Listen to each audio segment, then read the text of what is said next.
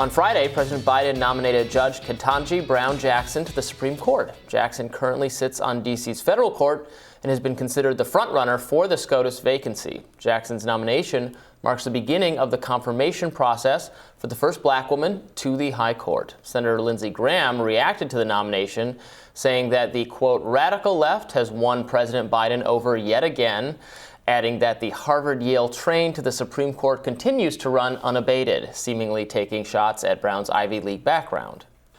Democrats need a simple majority to confirm Brown and have a slight edge, since Vice President Harris could swing the nomination with a tie-breaking vote. Business consultant Denise Long joins us now to discuss. Welcome, Denise. Hi, good to be here. And so Lindsey Graham was lobbying hard for South Carolina's own Judge Childs. He's known Joe Biden for a very long time. Was hoping that his efforts to boost her would be enough. He seems very frustrated by this pick. What's your response? Yeah, so obviously Judge Jackson is qualified to be on the court, whether or not folks want to name the ways in which Ivy League schools continue to be represented amongst our judges. She has been a justice for a bit in one way or another, originally nominated by Barack Obama. There have been some real championing of her background in criminal justice and her work around sentencing integrity and drug laws, and we recognize the ways in which that is disparate. There's also been some pushback among the Black community, particularly related to her decision in the class action suit against Lockheed Martin. I'm pretty sure she'll be nominated, though, or she'll be appointed. Anyone picked will be confirmed, barring some massive scandal, and then would be confirmed anyway, probably. Right. At the beginning of February, CNBC reported that Democratic dark money groups are planning to spend whatever it takes to get Brown confirmed, because it's not just Republicans speaking out against her.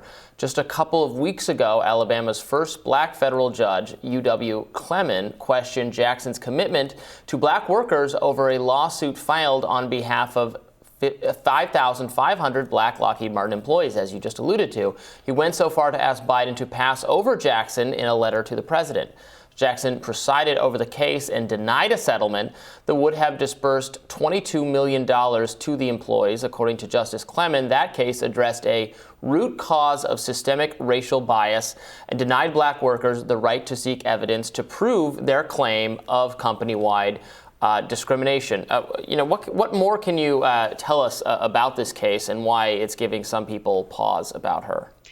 Yeah, so this is a really fascinating case, because this was a $22+ million settlement between the company and the employees who brought the suit at the class level. They wanted the judge essentially to certify the class and the judgment. And what she chose to do, instead of accepting that the business made a business decision to settle this lawsuit, is she chose to litigate the suit on her own, which I found incredibly strange. And after consulting with several attorneys who handle class action lawsuits, they felt the same. And so there are several things she could have done as she couched this unilateral litigation in fairness.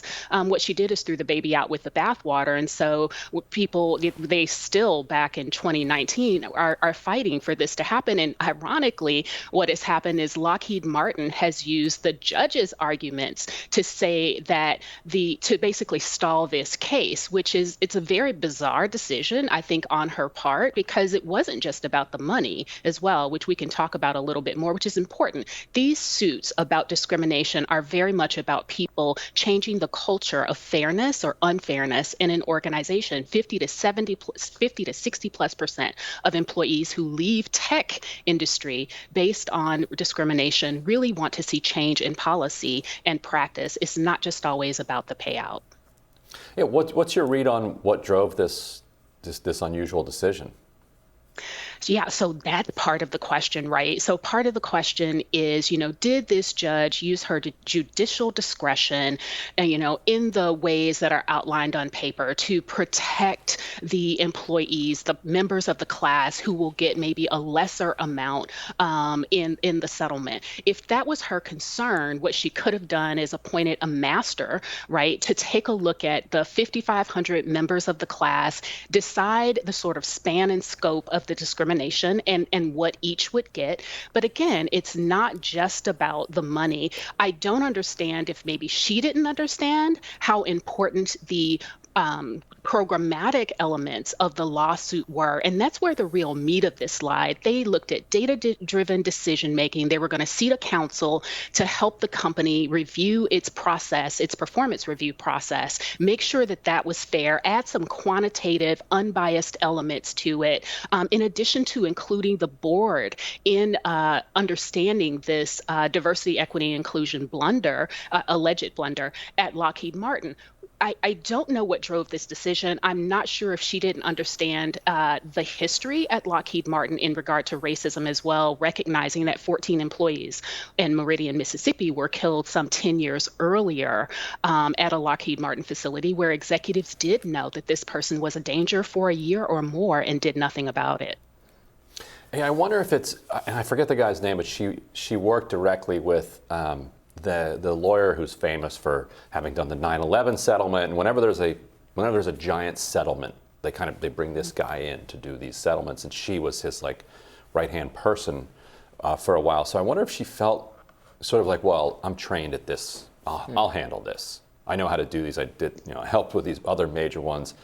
But you're right. It's kind of striking. They didn't need her help. Right. The help exactly. that they needed from her was certify the case. Right. Yeah. It was done. What do you make of the rest of her record? She'd be the first person to have served as a public defender to serve on the court. She, as a federal public defender, was actually assigned to defend some Guantanamo detainees in some of their cases, which gives a lawyer a very interesting perspective on our legal system. You almost have to put legal in quotes for the Guantanamo detainees. So what do you make of some of the rest of her background? Yeah, so for what I've looked at, it's exciting to me that she would be one of the first folks on the court since Thurgood Marshall anyway, with a criminal justice background. And we know that criminal justice reform is an important and big issue that we need to handle yet here in the United States. And there are ways in which she has been just a brilliant, I think, legal scholar and legal mind. I wonder the extent to which, though, she is beholden with this decision with Lockheed Martin, particularly to sort of corporate interest, and the extent to which she's going to be professorial in her analysis of things when we, yes, need to recognize the letter of the law, but there's a spirit of the law as well that can be missed when we take a very academic, analytic approach to what is happening, because people's livelihoods are often at stake. And their lives, really, quality of life, are at stake with the decisions that judges make.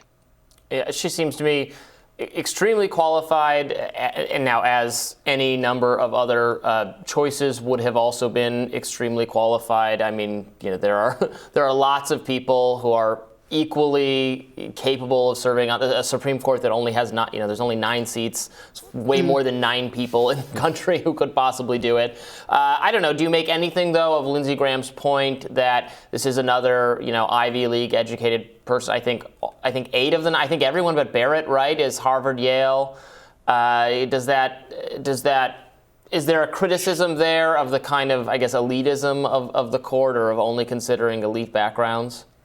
Yeah, so for me, I'm not much of a classist type of person. I mean, I didn't go to Harvard or Yale. What I'm really looking for, I understand the critique, but it's not a critique that I would apply. What I'm more looking for is judicial character and the judge's ability to understand the social and political context in which we reside and the cultural history of that as well. And so I think that's more of a relevant critique for any judge rather than the extent to which they graduated from Harvard and Yale. I mean, one could argue and maybe assess the extent to which those who graduate from Harvard and Yale have that social cultural understanding of the political context in which they will be operating and making important decisions. But that doesn't seem to be the overarching critique there. It seems to be more classist to me. Yeah, and I 100% agree with Lindsey Graham's take, but I think it was kind of fake and instrumental. Like he wanted Michelle Childs.